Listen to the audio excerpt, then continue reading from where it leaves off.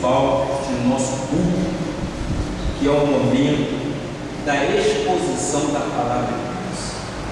A Igreja Cristo Vive tem um especial cuidado em zelar pelo culto, pelo altar. Nós temos um compromisso de transmitir verdades bíblicas, conhecendo exatamente o verdadeiro Deus. Hoje nós vamos falar sobre superar as aflições e vencer provações. Eu tenho já há algumas semanas falado sobre este tema. Como vencer as aflições, como vencer as vicissitudes, como vencer as intempéries da vida. Nós não podemos nos excluir do mundo secular. Nós temos que saber como ultrapassar e vencer das barreiras. A palavra de Deus sempre nos afirma dizendo que o justo viverá pela fé. E essa fé que nós temos em Jesus Cristo nos faz vitoriosos em Cristo Jesus.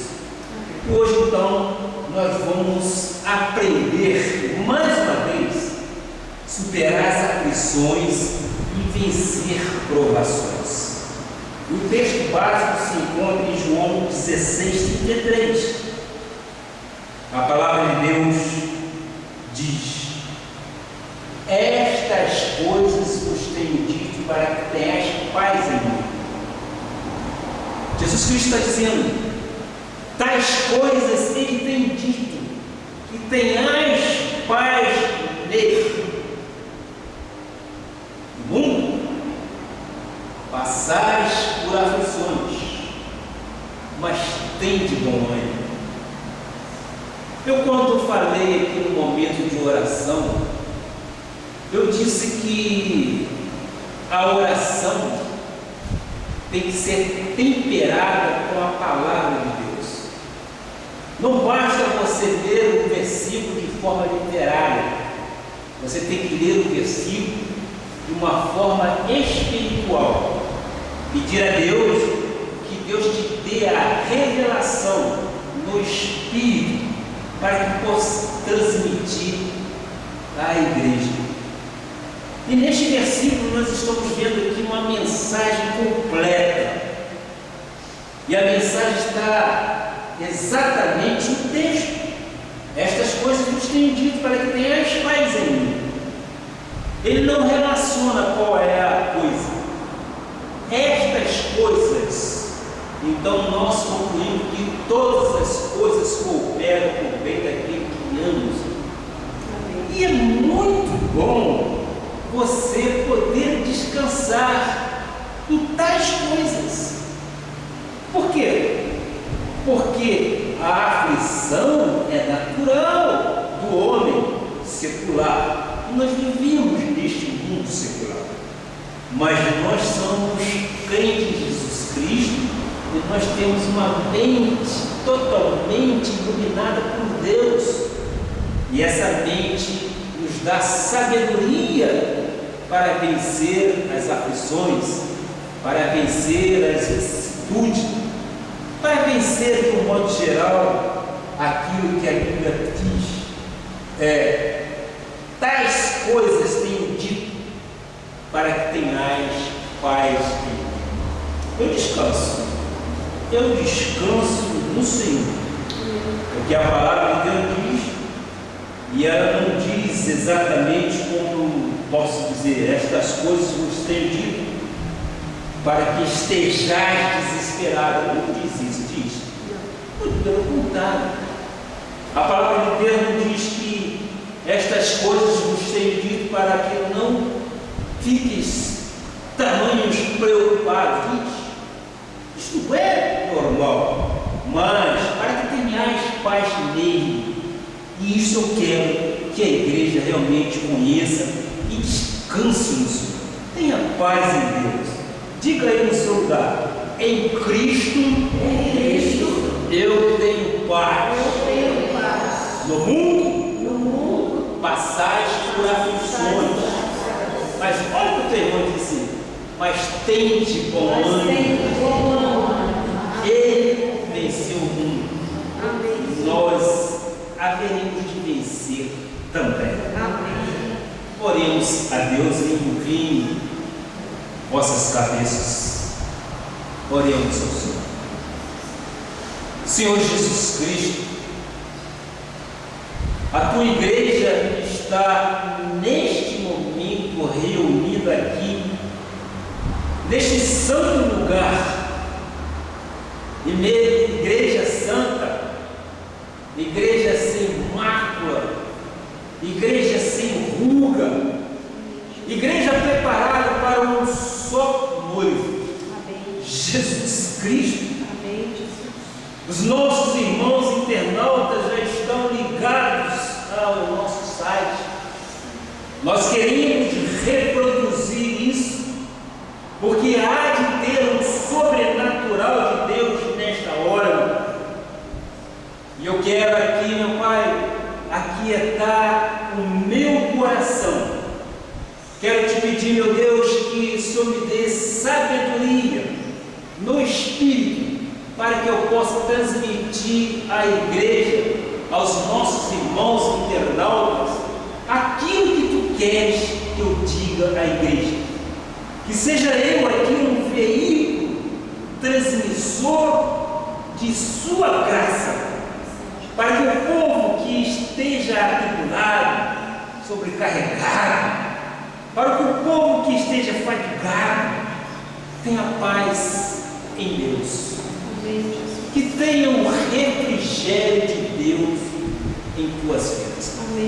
Assim eu oro com fé, porque creio, meu Pai, que o Senhor tem os seus olhos e os seus ouvidos inclinados para os seus filhos, para os seus eleitos, para as suas pedras preciosas, aqueles ou aquelas que foram escolhidas desde antes da fundação do mundo. Nós cremos nisto. Por isso, nós oramos com fé.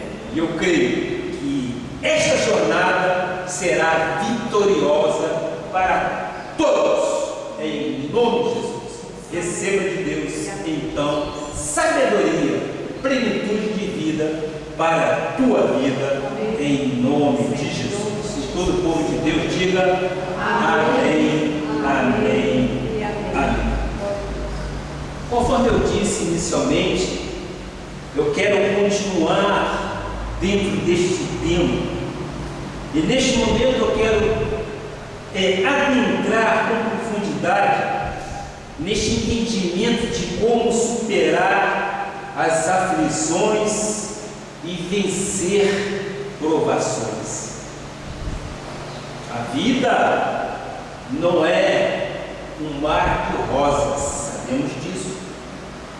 Na vida nós temos muitas intempéries, mas nós temos um galardoador que é Jesus Cristo, que nos dá a vitória em todas as áreas de nossas vidas. Eu tenho dito e reafirmo mais uma vez que acredito que a Bíblia é o único manual de instrução e de conselhos de vida para a humanidade.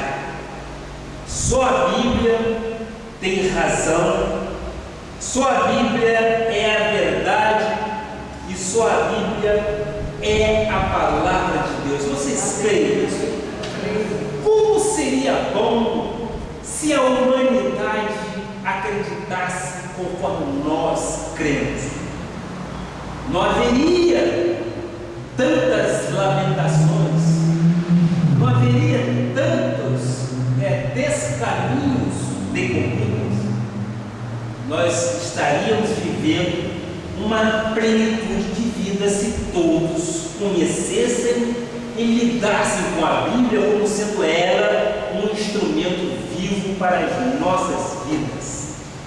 Eu sempre chamei a Bíblia de manual de procedimento para a minha vida e para a vida de quem ama a palavra.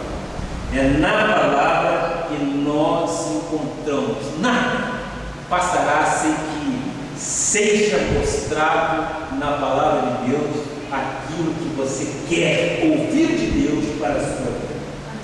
Eu quero mostrar Mateus 24, 35.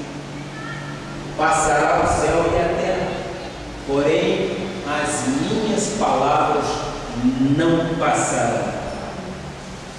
Então, você que é um eleito do Senhor, você que está aqui nesta igreja, você que está aqui nesta igreja, no extremo sul deste imenso país, você é um abençoado de Deus. Amém. Você é uma pedra que vive. Amém. E você é um herdeiro de todas as promessas de Deus para as suas vidas também. Amém. A palavra de Deus diz: passará o céu e a terra, porém as minhas palavras não passarão. Eu quero mostrar para você que quando você depende de Cristo, você tem uma excelente escolha. Por que eu digo isso? Porque você foi comprado a preço de sangue por um único sacrifício, aperfeiçoado para si, lavado pelo sangue de Jesus Cristo. Você não foi criado para viver fora daquilo que a Bíblia diz que você é. Meu amado irmão, creia nisso. Você não foi criado para viver fora daquilo que a Bíblia diz que você é.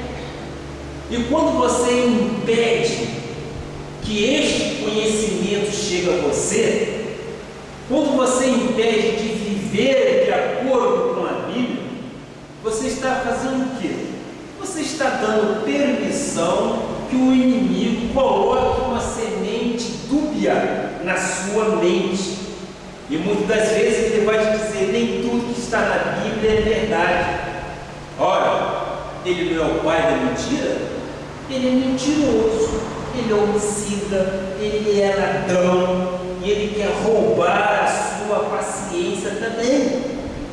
Eu e você não fomos criados para viver fora do contexto bíblico.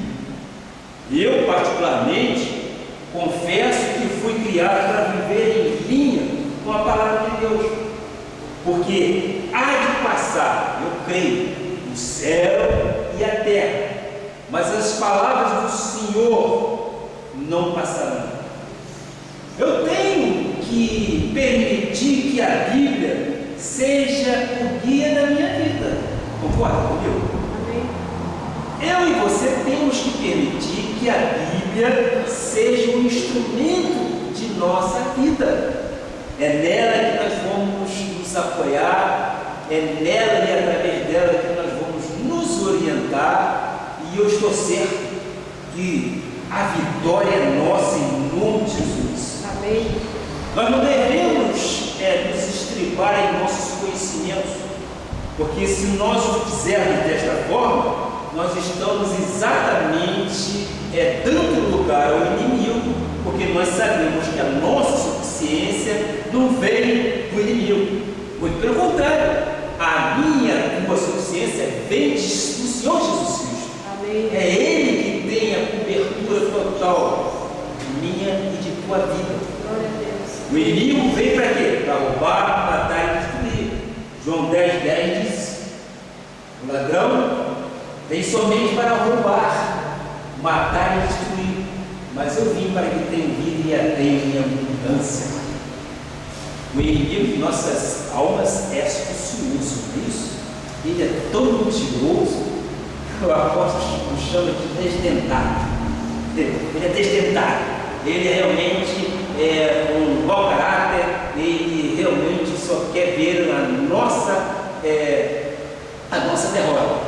Mas nós temos um sumo sacerdote que vela por nós, que é Jesus Cristo. Ele diz: eu vim para que tenha vida, tenha em abundância, e é essa vida que nós precisamos. Eu quero então iniciar este sermão lhe dizendo: permita que a palavra de Deus seja a sua autoridade final. Permita que a palavra de Deus seja a sua autoridade final. Amém. Você faz plano, mas receba com humildade, com tremor no Senhor, que a resposta vem dos lábios dele. Às vezes não vem no momento que você quer, mas ela vem. E ela vem, e Deus sabe de todo o seu caminhar, qual o seu futuro. Então, quando a palavra de Deus diz que todas as coisas cooperam para bem daquele que ama o Senhor, nós estamos depositando nele também a nossa confiança. Por quê? Porque nós amamos o Senhor Jesus Cristo. E as coisas cooperam, tais coisas cooperam. Nós temos que entender isso, porque se nós não entendermos isso, nós vamos entrar em conflito. E quando nós compreendemos a natureza divina, nós descansamos em Deus. Nós criamos um bálsamo para nós. Nós ficamos numa posição de fidelidade, sabendo que Deus tem operado para nós sinais e prodígios.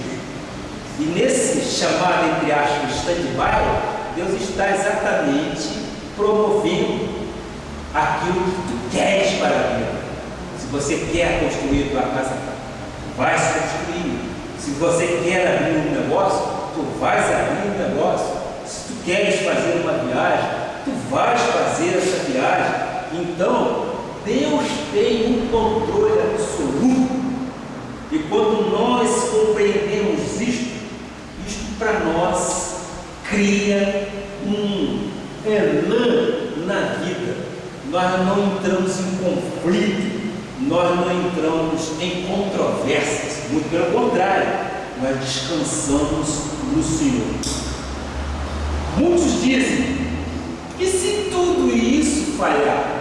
Aí entra exatamente a dúvida. Eu sei que a Bíblia diz que o justo viverá por fé, mas alguém pode dizer: mas se de repente, vivendo por fé, alguma coisa que está escrito falhar, aí esta tal pessoa, não firmada na rocha, começa a procurar saídas, começa a procurar obras da carne, e começa: eu vou fazer um talismã para mim, eu vou colocar no banco traseiro do meu carro para que não aconteça isso, eu vou colocar uma rosa ou uma fitinha no meu pulso para que eu tenha um livramento. Isto é obra da carne, isto para nada aproveita. Tivemos um testemunho aqui, um testemunho de livramento. Qual foi a palavra da irmã em Cristo? Vai em paz, creia que Deus te deu um livramento, agradeça a Deus pelo livramento. Esta é a palavra que consola, que conforta. É isto que o crente tem que fazer, é isto que o crente tem que ser. Ele tem que ser imagem e semelhança de Cristo. Não se deve exatamente numa situação nefasta você começar a se lamentar, muito pelo contrário. Nós temos a presença do Espírito Santo em nossas vidas. Ora, se nós conhecemos o caráter de Deus, o que Ele quer de nós? Neste momento, Deus testemunha do cristão. Aquele que tem a Bíblia como seu paradigma, aquele que tem sua Bíblia como seu guia, que é Jesus Cristo, ele encontra a resposta para tudo na Bíblia. E o livramento vem. Quem é o leão da tribo de Judá? Não é Jesus? Se eu estou indo para a igreja, se eu estou indo prestar um culto racional ao meu Deus, algo de ruim pode me acontecer? Não. O inimigo quer atrapalhar, mas o leão da tribo de Judá e os anjos do Senhor que estão a nosso serviço nos socorre nos momentos mais difíceis e nos dá o livramento. Então, meus amados irmãos, creia na Bíblia e faz dela a palavra falível. Ela não falha. Ela não falha mesmo. Alguns, infelizmente, têm dúvida quanto à sua infabilidade ou faculdade. Mas nós, crentes em graça, nós não temos dúvida. Não há trejeito para você crer ou não crer na Bíblia Sagrada. Você crê em tudo aquilo que Deus diz. Ora, então não há como falhar na vida de um cristão. Se você é crente em Jesus Cristo, você tem conhecimento da palavra, Deus vai fazer para você o impossível acontecer. É o que diz a palavra. Ora, se a palavra diz, eu tenho que crer, eu tenho que colocar na minha mente, tenho que colocar no meu coração e tenho que verbalizar isto, ou seja, eu tenho que declarar ao mundo espiritual que o meu Pai Celestial cuida verdadeiramente de mim e que a arma forjada contra mim não pode prevalecer. Eu quero chegar exatamente à maturidade espiritual. Muitos não têm essa experiência com Deus. Graças a Deus, o crente em graça, ele é maduro. Eu conheci e conheço pregadores que pregavam e pregam há anos, mas não tiveram, e outros não têm a revelação da graça. Vocês também já conheceram isto. Aliás, data venha, a televisão está cheia, né? Infelizmente, não sei como é que isso pode acontecer, pessoas gastando fortunas através da mídia e não pregam nada. Estão ali vendendo carnê, estão ali fazendo aquelas curas milagrosas que nós colocamos às vezes em dúvidas, mas nós cremos e vemos. Eu tive a oportunidade de conviver, porque eu sou oriundo da Igreja Batista. Eu vi pessoas pregando anos e anos, mas sem a revelação da graça de Deus. Pessoas conhecendo a Bíblia de Gênesis a Apocalipse de uma forma até decorada, né? Mas você não via o Espírito Santo. A oração tem que estar casada com a Bíblia, e a Bíblia tem que estar casada com a oração. Aí o Espírito de Deus realmente vai falar ao coração. Eu quero mostrar para todos o Salmo 119, no versículo 130. Salmo 119 é o maior capítulo que há na Bíblia Sagrada, vocês sabiam? 119, versículo 130. O salmista estava muito inspirado aí. A revelação das tuas palavras parece dar entendimento aos simples. Olha, quando a revelação da palavra vem à minha vida e à tua vida, eu e você nos tornamos uma pessoa o quê? Esclarecida, uma pessoa sábia. Nós já vimos também pessoas sem grandes culturas fazer uma pregação de fino trato espiritual.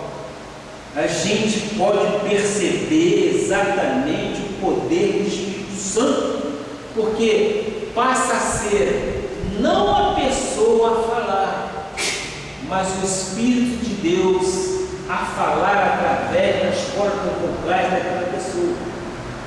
Então, o entendimento, esta revelação, acontece de glória em glória, com a renovação de quê?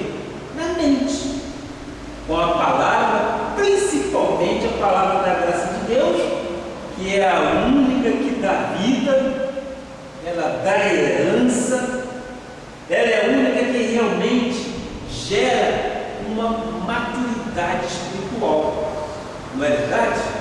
Ela gera uma maturidade espiritual muito grande. Paulo mostra Cristo superior ao sacerdócio da antiga aliança. Hebreus 5,11, ele começa a narrar isso. Veja só, veja como há sabedoria nisso tudo. A esse respeito temos muitas coisas que dizer difíceis de explicar, porquanto vos tem de tornar tardios em ouvir. Algumas pessoas se tornam tardias em ouvir, talvez tardias em aprender e compreender a palavra, e às vezes tardias em abrir seus corações para receber o entendimento da revelação.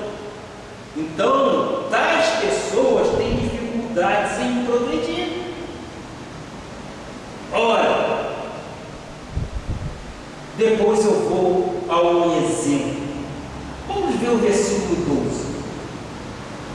Pois, com efeito, quando deviam ser mestres, já deveriam ser mestres na palavra, não é isso? Atendendo ao tempo decorrido, ou seja, muito tempo passado, como eu disse, e muitos pregadores que pregavam ou ainda pregam há 10, 15, 20 anos, não têm a revelação. Atendendo ao tempo decorrido, tens novamente necessidade de algum que vos ensine de novo. Veja só, quais são os princípios elementares dos oráculos de Deus. Assim, os tornaste como necessitados de leite, não de alimento sólido. Eu dou graças a Deus e eu louvo a Deus sinceramente pela Igreja Cristo Vive. Com a revelação da graça, dá ao povo de Deus um alimento sólido. Aqui nós nos tratamos ou nos tornamos mestre da palavra. Aqui não há leite espiritual, aqui não há meninos na fé, levados de um lado para outro. Aqui há pessoas que caminham num caminho de maturidade espiritual. Muitas ficam naqueles princípios elementares, muitas ficam nos sacrifícios, no jejum, da velha aliança, da lei, quando deveriam sim estar na graça de Deus, porque esta graça te dá renovo de vida. Amém. Esta graça de Deus te dá herança. Amém. E a esperança dos santos. Ora, sabemos que é por fé e não por obras. O apóstolo Paulo tem nos explicado que toda pessoa que se alimenta de leite é inexperiente na palavra da justiça. Por quê? Porque é criança. Mas para os adultos lhe é dado o quê? Alimento sólido pelo uso constante da palavra de Deus.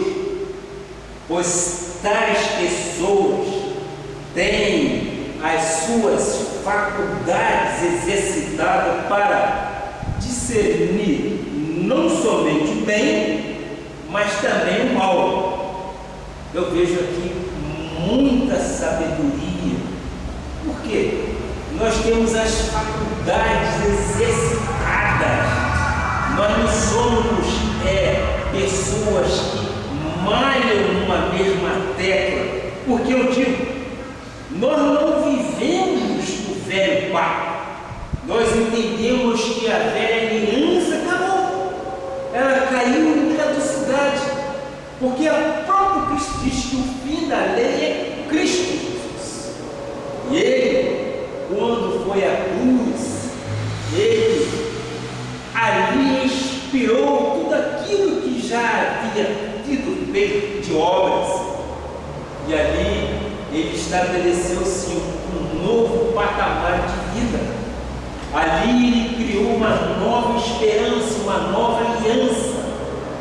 E essa aliança está totalmente fundamentada nas 14 epístolas de Paulo. É mostrada através das 14 epístolas de Paulo. É a graça de Deus. Então, eu e você temos as nossas faculdades mentais totalmente exercitadas. Você consegue discernir o mal do bem, não é isso? Você tem uma visão totalmente diferente da visão do mundo ou da visão da lei. Mas quando você recebe o alimento sólido da graça de Deus, você recebe em primeiro lugar o quê? A revelação. Essa revelação eu, quando ouvi, meus amados irmãos, eu me lembro como se fosse hoje, lá na igreja de Piedade, exata evangelística Miguel Ângelo. Eu ouvi isso em 1988. Eu já sou um pouquinho de idade, tenho lá seus 40 e tantos anos, entendeu? Eu ouvi isso em 1988. Quando eu ouvi a palavra em graça pela primeira vez, eu falei, é isso que eu precisava ver. O véu foi rasgado de alto a baixo. Eu tive uma plenitude de conhecimento que meu pai, com todo respeito, há anos pregava na igreja batista, mas para mim, eu entrava cru, saía cru. Desculpe os batistas, mas eu não via a revelação. Quando eu ouvi a graça de Deus, aliás, quando eu ouvi o apóstolo Miguel Ângelo pregando na lei, já alguma coisa diferente era. Mas ainda tinha aquelas obras da lei. Jejuar, fazer jejum, entrava naquele cinema dentro lá, tinha lá uma lanchonete. Antes de fazer jejum, eu vou passar e dizer, que jejum é esse? Isso não existe. Mas existia na lei. Antes de chegar ao jejum, fazia vigília, passava lá na lanchonete, assim, vamos lá. Que jejum? Isso é falsidade. Isso é falsidade ideológica, isso não é jejum. E isso são obras da lei. Mas quando este véu foi rasgado, o apóstolo diz, quem quiser seguir, me segue. Mas hoje eu conheço a graça de Deus e é essa graça que eu vou pregar. Eu falei, é isso que eu precisava.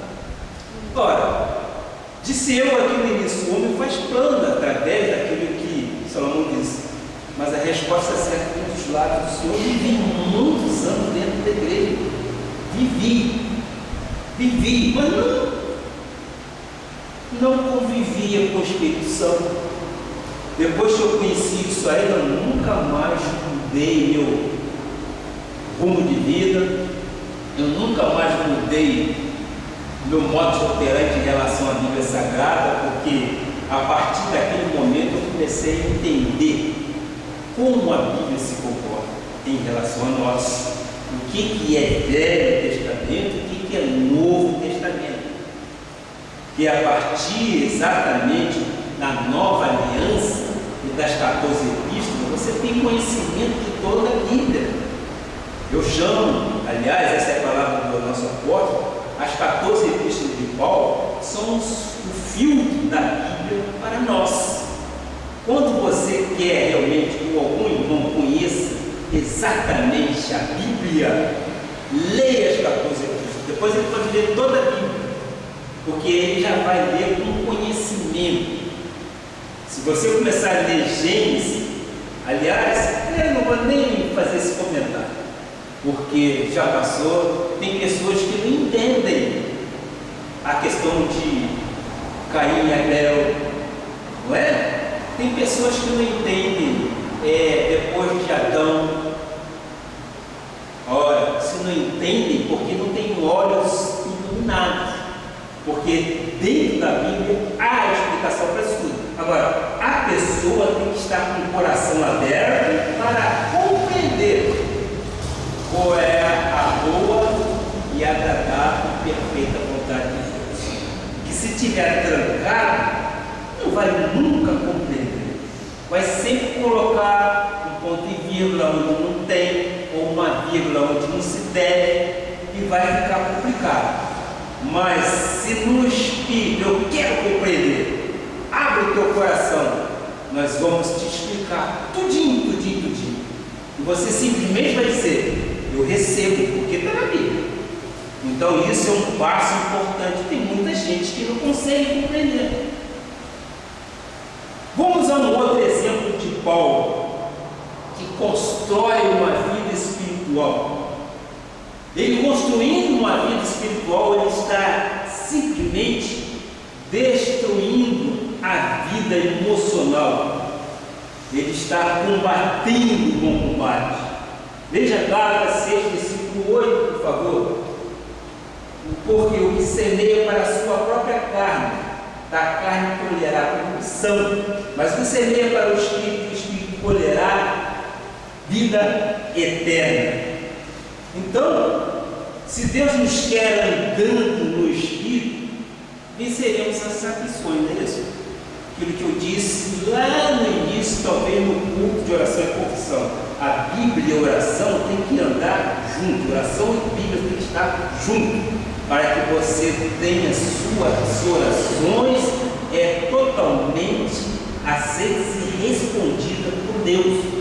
Assim venceremos então as aflições. Agora eu quero entrar no mais profundo de Deus para o recado desta mensagem. Vencer provações, superar provações, vencer aflições. E você vai ver que quando Deus diz andar no Espírito, significa que nós podemos cair no erro de viver na carne, não é isso? É muito simples de compreender isso. Por quê? Ele diz, andarmos no Espírito. Então estamos suscetíveis também a andarmos na carne. Muitas das vezes pessoas ligam essas questões da carne a questão até mesmo sexuais, ou a questões de perversão, mas vai muito mais além do que isso. Ou então, as pessoas acham que a carne é aquilo que está revestido no nosso corpo como menos valia, se achando que eu não valho nada, eu não presto, eu não sirvo para nada. Eu digo a você o seguinte, claro, a carne para nada aproveita, nós sabemos disso. Viu como é que é essa alegria? A carne para nada aproveita, nela não habita bem algum. Paulo diz, é corpo de imundície, é templo de humilhação, ela não traz bem algum. Mas como entender mais sobre essa questão? A carne é uma maneira de pensar que vai de encontro, ou seja, que contraria a palavra, que é contrária à palavra de Deus. Portanto, se eu tenho uma maneira de pensar contrária à palavra de Deus, eu estou andando no Espírito. Eu não vou colher vida eterna. Se eu, então, estiver andando contrário à vontade de Deus, eu não estou andando no Espírito. E eu não posso, evidentemente, colher nada de bom para a minha vida eterna. Eu vou colher o quê? Corrupção. Não é isso? Eu vou colher corrupção. Paulo aos Gálatas já dizia, Gálatas 5,16. Digo, porém, andai no Espírito e jamais satisfareis a concupiscência da carne.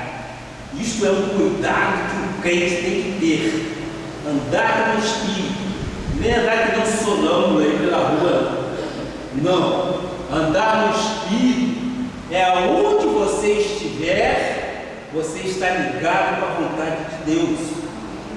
Olha o exemplo, houve uma batida, mas as pessoas que estavam naquele carro estavam andando no Espírito até mesmo, porque vinham para a casa do Senhor.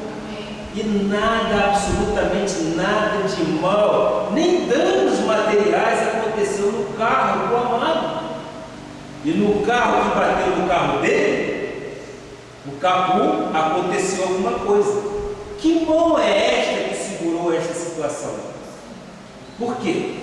Porque andar no Espírito é você estar ligado com Deus. Imagina se o irmão e a irmã vêm nesse trajeto, está lá escutando nossa mão, coisa parecida, levando lá. Algo estranho poderia acontecer, não é isso? Algo estranho poderia acontecer. Nós, crentes de Jesus Cristo, nós sempre dizemos o seguinte: o crente tem que ter o caráter de Deus. O que é isso?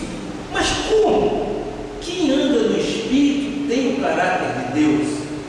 Se você vai lançar a mão daquilo que não lhe pertence, Deus fala, não faça isso. Há um freio nos seus impulsos. Se você quer exatamente pular o cerco, Deus não permite, porque Deus vai dizer, não faça isso. Você é varão de uma varoa só, você é a varoa de um varão só. E nós estamos casados com a palavra. Então, os insights espirituais vêm à sua mente. Nós temos a mente renovada. Nós temos a mente de Cristo. Nós não vivemos pensando besteiras. Muito pelo contrário. Nós vivemos com a consciência de um cristão totalmente circuncidado por Jesus Cristo, totalmente renovado por Cristo. E nós sabemos que armas são todas elas armas do inimigo. Ele não é mentiroso, ele não homicida, ele quer ver a gente, me permite o termo, enrolado nesta vida. Ele quer ver a gente em conflito. Ora, meus amados irmãos, muitas pessoas ligam então essa questão à sexualidade, não tem nada. Andar no Espírito exatamente é você ter o caráter de Deus, é você identificar, está errado, eu não faço. Aí o crente não muito firme na rocha fala, mas como eu posso fazer isso? Você pode sim, basta que você se submeta ao Espírito Santo de Deus. Fala assim, Senhor Jesus, eu quero andar na tua presença, eu quero ter o Espírito Santo em minha vida. Leve meus passos por onde o Senhor quiser, faça de minha vida a tua vontade. Você está se colocando na dispensação de nosso Jesus Cristo. Você está se entregando a Ele para Ele cuidar de você. É isso que é andar no Espírito. Andar no Espírito jamais satisfará a concupiscência. Você nunca dá lugar à concupiscência, ou seja, você nunca dá lugar à carne, porque a carne, repito, ela quer nos envergonhar. A carne, se você deixar, ela vai te humilhar, e às vezes você vai passar situações tão vergonhosas que você vai ter vontade até de se jogar na ponte de Niterói, que não tem aqui. Mas é verdade. Olha, meus amados irmãos, eu conheci, minha esposa também conheceu, lá em Higienópolis, um pastor de uma igreja, acho que é congregacional, e ele se enforcou. Por quê? Porque ele foi satisfazer a concupiscência da carne. Ele se relacionou com uma menina do ministério dele. A vergonha foi tão grande que ele cometeu isto. E o que a Bíblia diz a respeito disso? Que o homicida não entrará no reino dos céus. Eu te pergunto, é pastor? É por uma convicção. Mas é pastor? Não é pastor. Ele estava ali pregando, falando, mas não estava vivendo uma vida espiritual. Porque se ele vivesse uma vida espiritual, ele jamais se deixaria levar pelos laços do passarinheiro. Olha que vergonha. Então, o caráter é isso que nós aprendemos, é conhecer Deus em profundidade. O caráter de Deus nós temos que ter, porque este caráter vai nos livrar de situações violentas, vai nos livrar de situações que já poderiam nos levar até a morte. Quantos erros a gente vê na sociedade que muitas das vezes a pessoa erra por cobiçar, não é verdade? Cobiça A, cobiça B, a concupiscência da carne vai, rouba aqui, rouba ali, daqui a pouco é notório em todo o país. Quer dizer, o crente não, estou falando crente de Jesus Cristo, não é aquele que frequenta a igreja. Tem muita gente que frequenta a igreja, mas não é crente. Crente é aquele que se submete à soberania de Deus. Eis-me aqui, faça de acordo com a sua vontade. Não sou eu, mas o Senhor a dirigir a minha vida. Livra-me de todo o laço do passarinheiro. Coloca os teus anjos acampando ao meu redor. Me livre de situações que não provém de ti. Deus vai te guardar. Deus vai te livrar. Então, o que diz a palavra? Andar no Espírito. Isso que é andar no Espírito. E jamais pode satisfazer a carne. Eu creio que você quer viver de acordo com a vontade de Deus. Eu creio também que você, internauta amigo, está recebendo esta palavra com plenitude de vida para a sua vida. Você já está recebendo o entendimento da revelação da graça de Deus. E eu creio que você já permitiu que a Bíblia Sagrada seja o guia da sua vida. Se assim você entender, você será feliz. Como diz o grego Macário, você terá felicidade. Você será um homem, uma mulher em plenitude de vida. Creia, viver no Espírito é isso.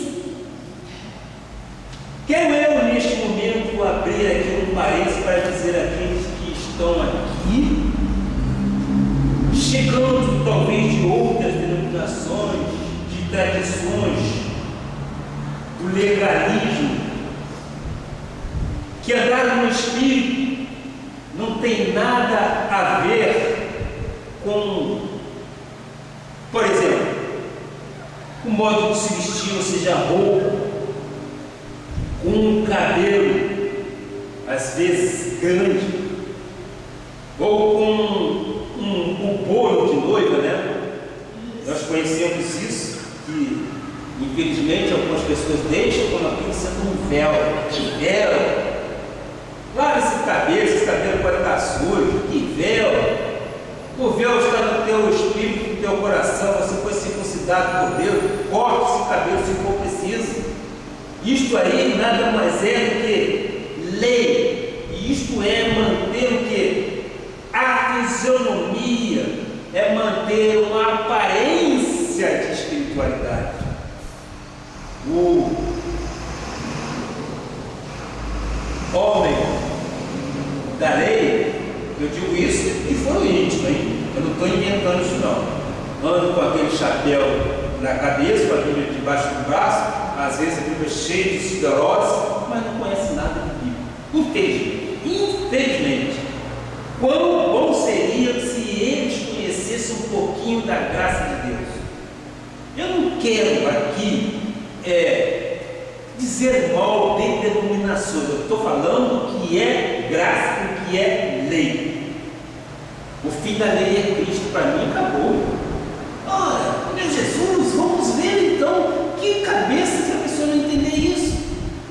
O fim da lei é Cristo, diz que tudo se fez novo. Nós vivemos um pacto de uma nova aliança. Se Ele disse que o fim da lei é Ele, na cruz do Calvário, ele revogou. Ora, eu em direito diria o seguinte: ora, se eu crio, ou se o legislativo cria uma lei, e essa lei amanhã é revogada e eu vou a juízo, alguém pode fazer menção a essa lei? Não tem validade nenhuma, é tão simples, não é simples? E é tão simples entender a graça de Deus. Por que você não quer entender? Porque você quer rotular que você nasceu batista, vai morrer batista. Azar o teu, desculpe, azar o teu. Porque eu era batista, mas eu nasci e sou remido pelo sangue do Cordeiro. O meu compromisso é com Jesus Cristo. O meu compromisso não é com convenção, batista ou outro. Não. O meu compromisso é com Jesus Cristo. O meu compromisso é com a Bíblia Sagrada. Então, voltando à questão da roupa, o que eu quero dizer para você é o seguinte: você é uma mulher, você tem que se colocar de uma forma atraente para o seu marido. Você é uma mulher espiritual que não tem nada a ver com o seu modo de como você se veste, não tem nada a ver com aquela questão de não posso fazer minha unha porque senão sou Jezebel, não é isso que dizem? Que isso, meu Deus? Nada disso. Isso não tem nada a ver com a Bíblia. Isso era lá no Velho Pacto. Mas é evidente, nós sabemos que nós temos que nos vestir de uma forma condescendente, isto é, forma diferente, não atraente, para não persuadir a carne, ou seja, para que outrem não veja segundo a concupiscência da carne. Imagina você, uma mulher, colocar um brinco, que brinco bonito, pérola, né, irmã? Caramba, pérola, legítima, então, é lindo, eu acho. A minha mulher, graças a Deus, sabe realmente se vestir, sabe se comportar, tem lá sua elegância natural, e há 20 anos que eu conheço assim, né? Há 20 e poucos anos, né? Só Deus sabe.